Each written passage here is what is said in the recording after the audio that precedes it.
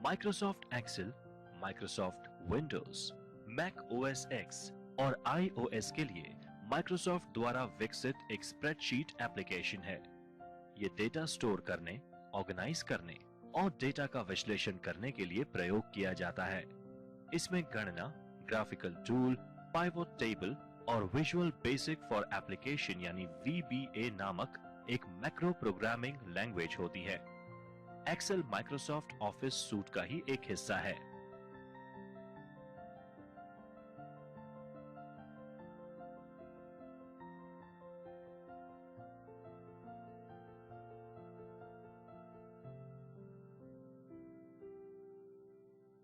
Microsoft Excel 2010 advanced. नमस्कार, कक्षा में आपका स्वागत है। इस अध्याय में हम माइक्रोसॉफ्ट एक्सेल 2010 एप्लीकेशन की एडवांस्ड स्किल्स सीखेंगे।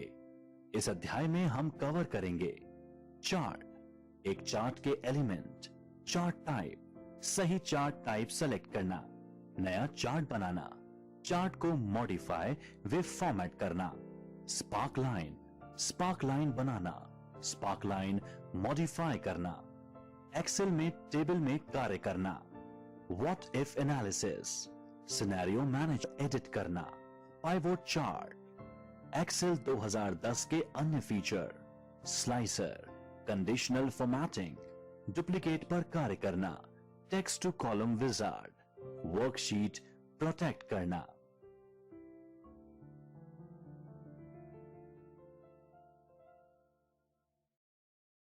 प्रोटेक्ट करना।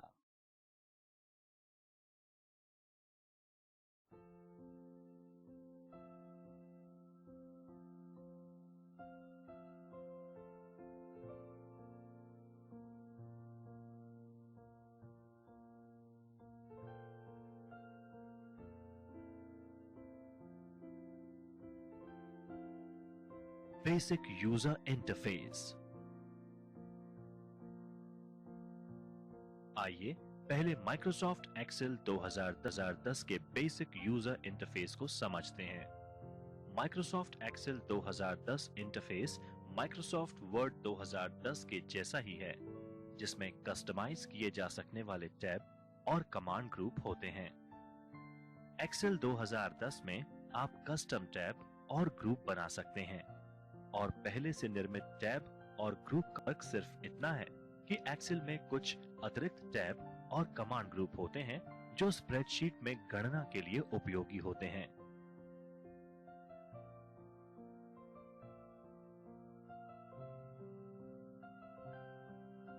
Backstage view.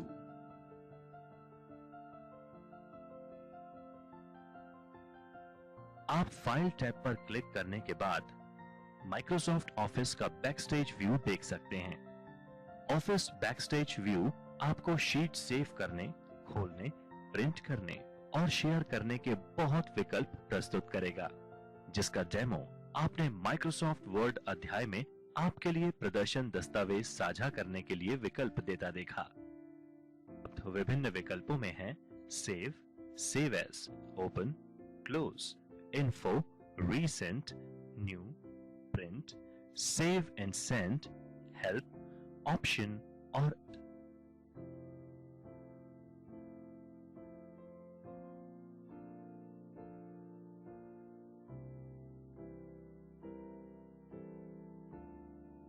एक नया वर्कशीट बनाना। एक नई वर्कशीट बनाना। MS एक्सेल में एक नई वर्कशीट बनाना बहुत सरल है। जैसा कि पहले बताया गया है, डिफॉल्ट रूप से प्रत्येक नए एक्सेल वर्कबुक में 3 वर्कशीट होती हैं। शीट 1, शीट 2 और शीट 3 नाम से 3 टैब एक्सेल वर्कबुक में नीचे दिखाई देते हैं, जो अलग अलग वर्कशीट दर्शाती है। एक नई वर्कशीट जोड़ने के लिए बस शीट 3 टैब के आगे दिए गए टैब पर क्लिक करें। आप वर्कशीट को राइट क्लिक कर रीनेम का प्रयोग कर नाम भी परिवर्तित कर सकते हैं।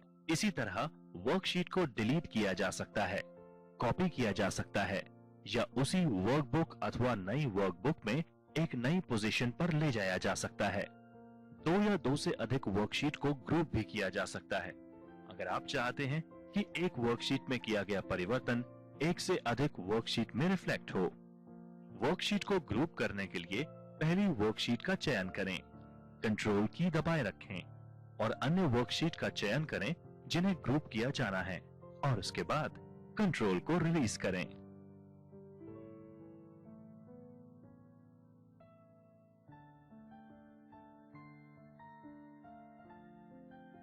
सॉर्टिंग और फिल्टरिंग। मूल रूप से सॉर्टिंग एक विशेष क्रम में अपने वर्कशीट के डेटा का आयोजन करना है। उदाहरण के लिए एक स्कूल के छात्रों की सूची अंग्रेजी की वर्णमाला के अनुसार या कक्षावार या रोल नंबर वार या जन्म तिथि के ऑर्डर की जा सकती है।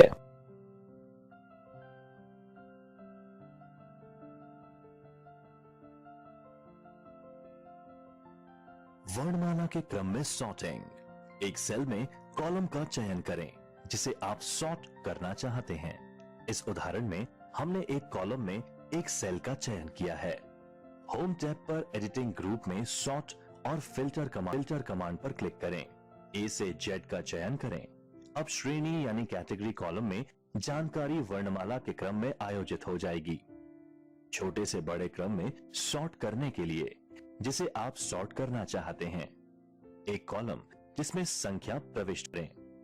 छोटे से बड़े यानी स्मॉलेस्ट टू लार्जेस्ट का चयन करें।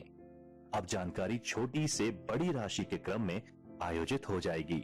नोट: बड़े से छोटा करने के लिए रिवर्स संख्यात्मक क्रम भी कर सकते हैं।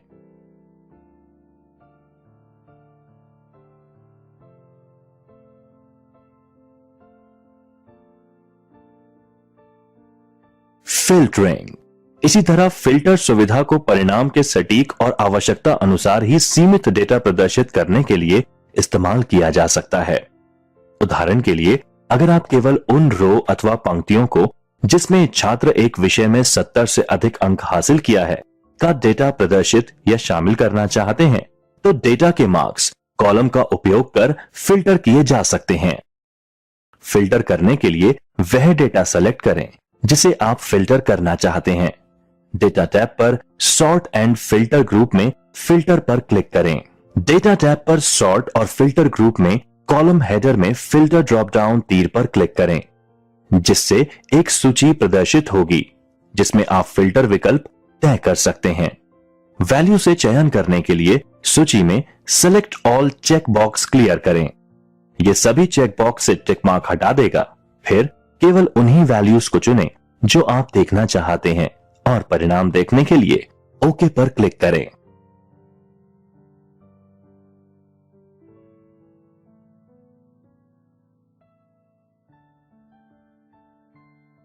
बुनियादी फॉर्मूलाज और फंक्शंस।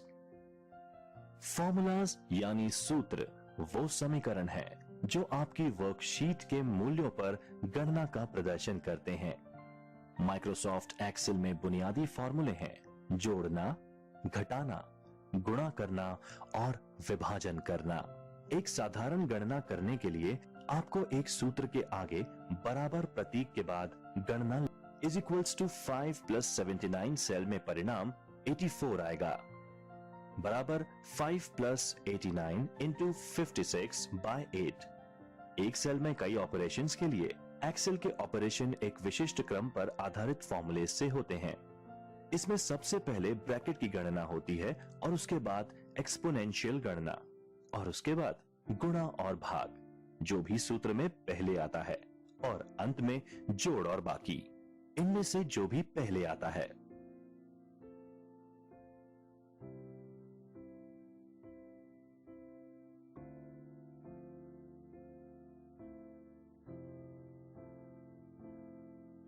एक्सेल 2010 की गणना में अक्सर इस्तेमाल होने वाले कुछ बुनियादी फंक्शन हैं। सम, ये फंक्शन आर्गुमेंट में सभी सेल्स के मूल्यों को जोड़ने का काम करता है। एवरेज, ये फंक्शन आर्गुमेंट में सभी सेल्स के मूल्यों का औसत निकालने का काम करता है। काउंट, एक दिए गए सेल रेंज में आइटम की संख्या गिनता है। काउंटिफ, ये दिए गए सेल रेंज में वस्तुओं की संख्या गिनता है अगर वह एक मानदंड के उल्लेख को पूरा करते हैं। मैक्सिमम, ये आर्गुमेंट में उपस्थित सभी सेल्स के मूल्यों में से अधिकतम को मान देता है। मिनिमम ये आर्गुमेंट में उपस्थित सभी सेल्स के मूल्यों में से न्यूनतम को मान देता है। कॉन्केटनेट दो या दो से अधिक टेक्स्ट की स्ट्रिंग्स को जोड़ता है। लेफ्ट एक स्ट्रिंग के बाईं ओर से शुरू करते हुए कितने अक्षर यानी कैरेक्टर्स हैं इसकी संख्या बताता है। राइट एक स्ट्रिंग के दाईं ओर से शुरू करते हुए कितने अक्षर यानी कैरेक्टर्स हैं उनकी संख्या बताता है। लेन टेक्स्ट स्ट्रिंग की लंबाई को बताता है। ट्रिम एक टेक्स्ट की शुरुआत और अंत में उपस्थित रिक्त स्थान को निकालता है। लोअर किसी टेक्स्ट स्ट्रिंग के सभी कैरेक्टर्स को लोअर केस में बदलता है। अपर किसी टेक्स्ट स्ट्रिंग के सभी कैरेक्टर्स को अपर केस में बदलता है। व्यूकअप टेबल के पहले कॉलम में उपलब्ध मूल्य को दूसरी कॉलम में ढूंढकर उसके सामने की वैल्यू को ढूंढता है। ये विभिन्न वर्कशीट्स और वर्कबुक में भी हो सकता है। राउंड दी गई संख्या तक एक नंबर को पूर्णांक बनाता है। राउंड डाउन दी गई संख्या तक शून्य की ओर नंबर को पूर्णांक बनाता है। राउंड अप दी गई संख्या तक शून्य से दो नंबरों को पूर्णांक बनाता है।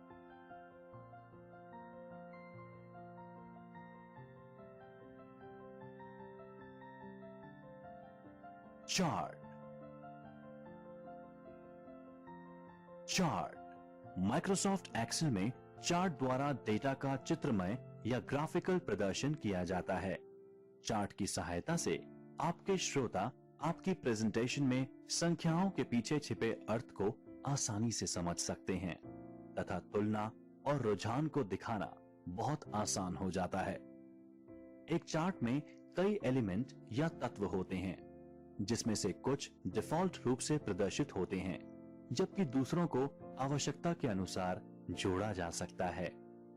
आप भी प्रदर्शन बदलने के लिए विभिन्न चार्ट तत्वों को हटा या जोड़ सकते हैं।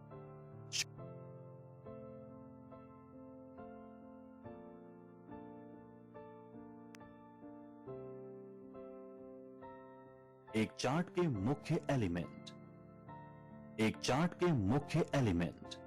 चार्ट में बहुत से एलिमेंट्स होते हैं।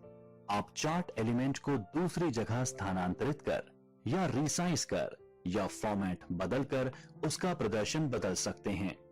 कुछ चार्ट एलिमेंट्स को हटाया भी जा सकता है अगर आप उन्हें दिखाना नहीं चाहते। आइए चार्ट के विभिन्न एलिमेंट्स के बारे में जानते हैं। चार्ट टाइटल चार्ट के बारे में विवरण प्रदर्शित करता है। Chart area, plot area, vertical axis या वैल्यू एक्सिस संख्यात्मक पैमाना है जो डेटा पॉइंट वैल्यू को दिखाता है। एक बार चार्ट में हॉरिजॉन्टल एक्सिस ही वैल्यू एक्सिस होती है। हॉरिजॉन्टल एक्सिस या कैटेगरी एक्सिस ये वह लाइन है जहां बहुत सी डेटा सीरीज व्यवस्थित की जाती है। यह चार्ट का हॉरिजॉन्टल भाग है। बार चार्ट वर्टिकल एक्सिस ही कैटेगरी एक्सिस कहलाती है। लेजेंड चार्ट पर प्रत्येक डेटा सीरीज किस कलर में प्रदर्शित होगी ये लेजेंड द्वारा निर्णय लिया जाता है। जटिल चार्ट्स के लिए यह एक महत्वपूर्ण घटक तत्व है। डेटा पॉइंट्स, हॉरिजॉन्टल बार यानी क्षैतिज बार, लाइंस, कॉलम और अन्य डेटा मार्कर। डेटा सीरीज एक वर्कशीट में रो या कॉलम से संबंधित डेटा पॉइंट को एक साथ डेटा सीरीज में ग्रुप किया जाता है। डेटा सीरीज में चार्ट के सभी संबंधित डेटा पॉइंट होते हैं। अगर चार्ट में एकाधिक डेटा सीरीज होती है तो उनके कलर और स्टाइल अलग अलग रहते हैं। डेटा लेबल्स डेटा पॉइंट की वास्तविक वैल्यू डेटा लेबल्स कहलाती है। ग्रिड लाइंस प्लॉट एरिया में दिखाई देने वाली हॉरिजॉन्टल लाइन ग्रिड लाइंस कहलाती हैं।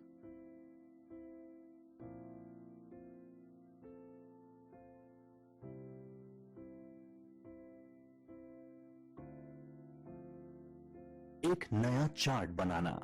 कॉलम और बार चार्ट की तरह अधिकांश चार्ट के लिए आप एक वर्कशीट पर रो या कॉलम में व्यवस्थित डेटा से चार्ट प्लॉट कर सकते हैं। हालांकि कुछ प्रकार के चार्ट्स जैसे पाई चार्ट और बबल चार्ट में एक विशिष्ट डेटा व्यवस्था की आवश्यकता होती है। वर्कशीट पर वह डेटा अरेंज कर लें जो आप चार्ट पर प्लॉट करना चाहते हैं।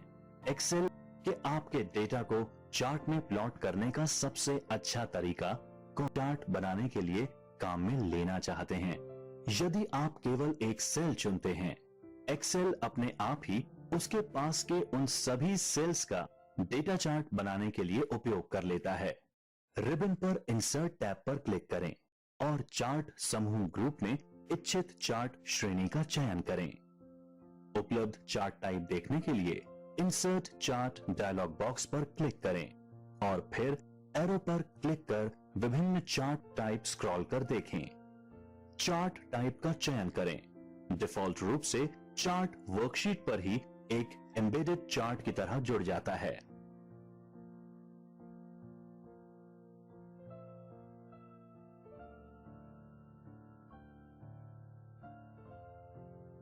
चार्ट मॉडिफाई या फॉर्मेट करना।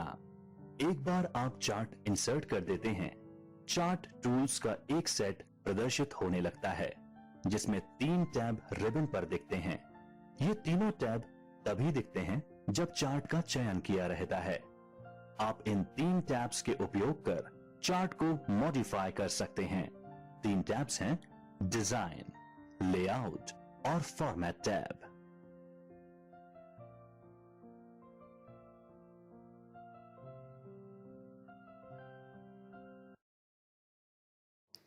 हेलो फ्रेंड्स, अब इस वीडियो में कवर किए गए सभी टॉपिक्स ई बुक के फॉर्मेट में आप सभी के सामने स्क्रीन पर नज़र आ रहे होंगे। आप सभी लर्नर्स को अपनी स्क्रीन को पॉज करके इन्हें रीड आउट करना है या स्क्रीनशॉट लेकर अपने पास फ्यूचर स्टडी के लिए स्टोर रखना है। फ्रेंड्स, हर चैप्टर के लास्ट पेज पर चैप्टर से रिलेटेड कुछ MCQs दिए गए होंगे जिन्हें आपको करेक्ट आंसर के साथ लर्न करना है। फ्रेंड्स, अगर आप RSCIT की इस ई बुक की हार्ड कॉपी प्राप्त करना चाहते हैं तो इस वीडियो में दिए गए कॉन्टैक्ट डिटेल्स पर व्हाट्सएप या ईमेल के द्वारा हमें कॉन्टैक्ट कर सकते हैं। फ्रेंड्स, इसी प्रकार के दूसरे वीडियोस या अन्य कोई टेक्निकल अपडेट से रिलेटेड वीडियोस हम इस चैनल पर लगातार अपलोड करते रहेंगे। अगर आप हमारे साथ बने रहना चाहते हैं तो हमारे इस चैनल को सब्सक्राइब करने के साथ साथ बेल आइकन जरूर दबाइए। Thank you, all the best and take care.